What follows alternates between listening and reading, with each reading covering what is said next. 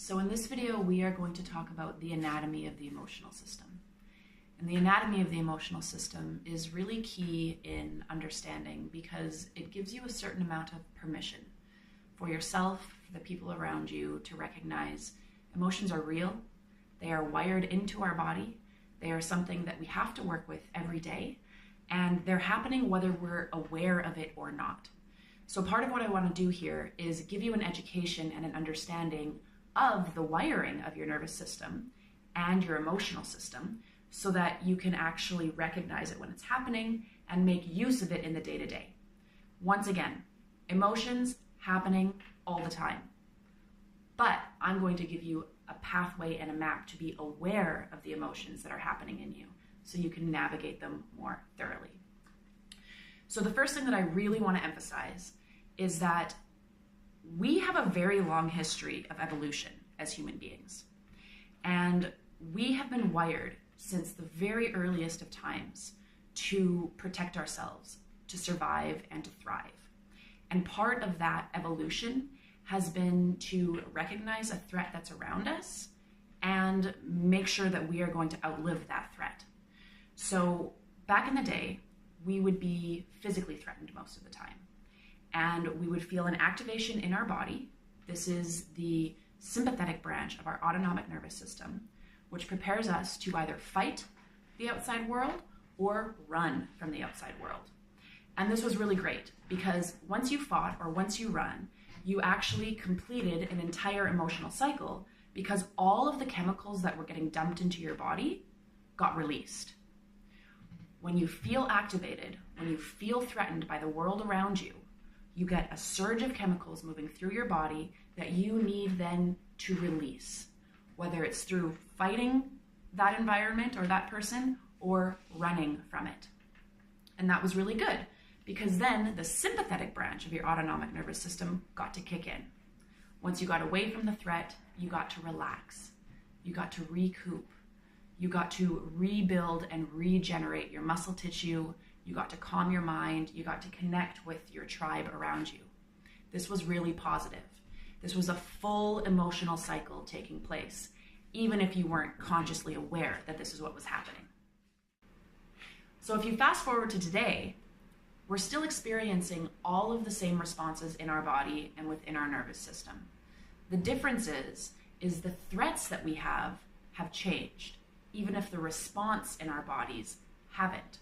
And this is where things have gotten really complicated.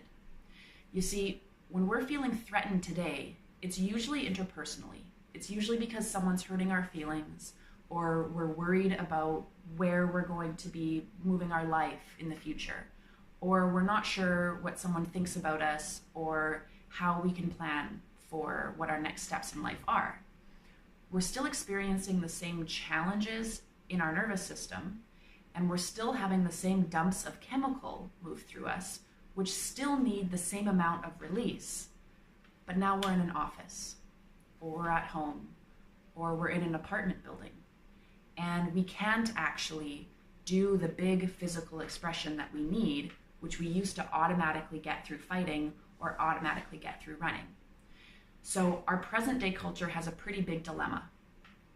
How is it that we can complete this emotional cycle?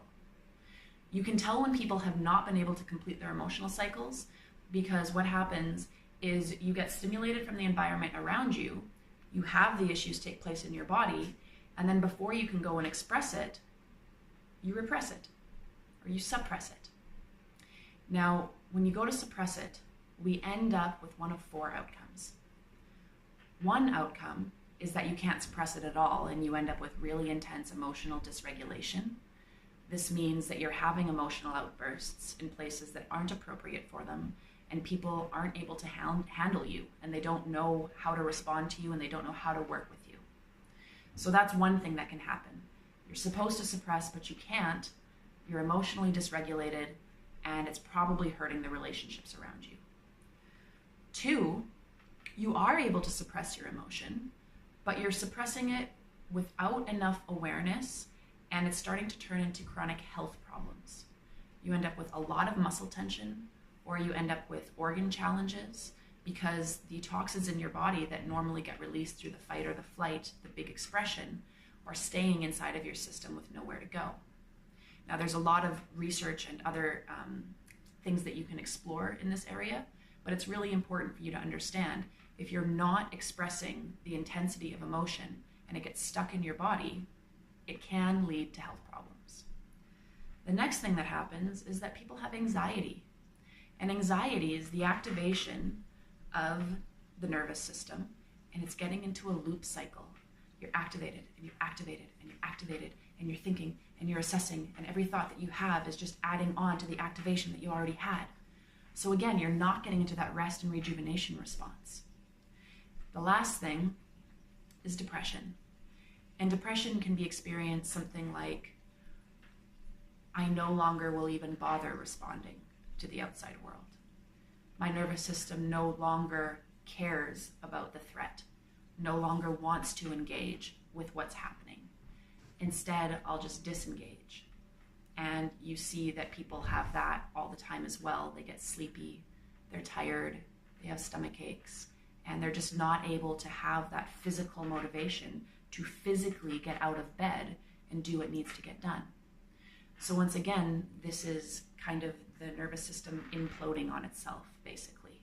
It needs to express itself, but it stopped that expression so habitually that it now just no longer desires any sort of self-expression. So now that you understand the interruption of this emotional cycle and the 4 ways that you can maybe end up in a disrupted emotional cycle, it's really important that you can work with that insight and knowledge to say, okay, how do I honor and recognize and work with the anatomy of my emotional system and get that release from the body that you need? Whether it's going to the gym, going to yoga, going for a run, being outside. These are all really important cycle completions, and they help you enter into the body's rest and relaxation and rejuvenation response, and that's really, really great. However, what we're going to teach you in this course and what's so important is now that you understand the unconscious emotional cycle that's always taking place in you, how do we stop getting chronically activated? We don't want to just cope with emotions as they arise. We don't want to just cope with and deal with the struggles happening again and again. We want to actually get to the root cause of them so that they're not activating you, so you don't have to keep dealing with it. And that's where we're going to talk about the next video, chronic emotional activation, what it is, how to work with it, and what our next steps are. Thank you very much.